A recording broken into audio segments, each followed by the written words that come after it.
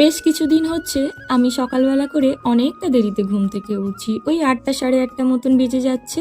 আর এইদিকে অফিসে কিছু টিফিনও নিয়ে যেতে পারছি না। ওই দেরি করে ঘুম থেকে উঠছি তো ওই জন্য করে।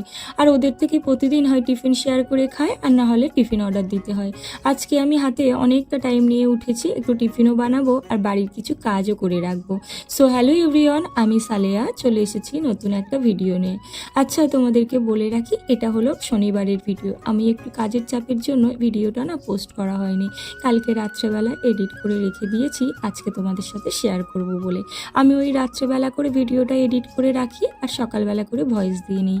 আমি অফিস করে এসে এই সংসারের কাজ করতে তারপরে রাত্রেবেলা করে এডিট করতে আমার অনেকটা দেরি হয়ে যায়। ওই ঘুমাতে ঘুমাতে কখনো 2টো 2:30ও বেজে যাচ্ছে। তাই সকালবেলা করে একটু ঘুম থেকে উঠতে দেরি হয়ে যায়। আজকে তো টাইম নিয়ে উঠেছি, তাই একটু আজকে মাছের তরকারি করব।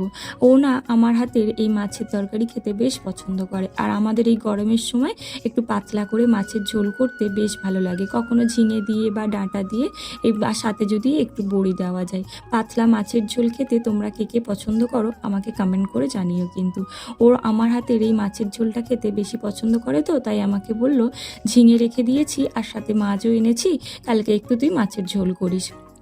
সকালবেলা তাড়াহুড়ো করে রান্না করতে গেলে অতটা ভালো করে রান্না তো হয় না, কিন্তু আজকে আমি হাতে অনেকটা সময় নিয়ে রান্নাটা করলাম।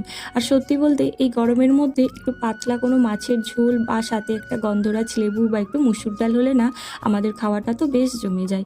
আমি সকালবেলা ওই 1 ঘন্টা মতন হাতে টাইম পেলে বা রান্নাটাও সেরে নিতে পারি। আজকে রান্নাটা সারার পরে আমি নিজের জন্য একটু টিফিনও বানিয়ে নিয়েছিলাম। আর এইদিকে আমি 2টো ড্রাই ফ্রুটস নিয়ে নিয়েছিলাম আর সাথে ছিল একটু খেজুর। সকালবেলাটা একটু তাড়াতাড়ি ঘুম থেকে উঠলে অনেকটা কাজ করা যায় গো। আর সকালে অনেক তাড়াতাড়ি ঘুম থেকে ওঠার কারণে কাজ করতেও বেশ ভালো লাগে।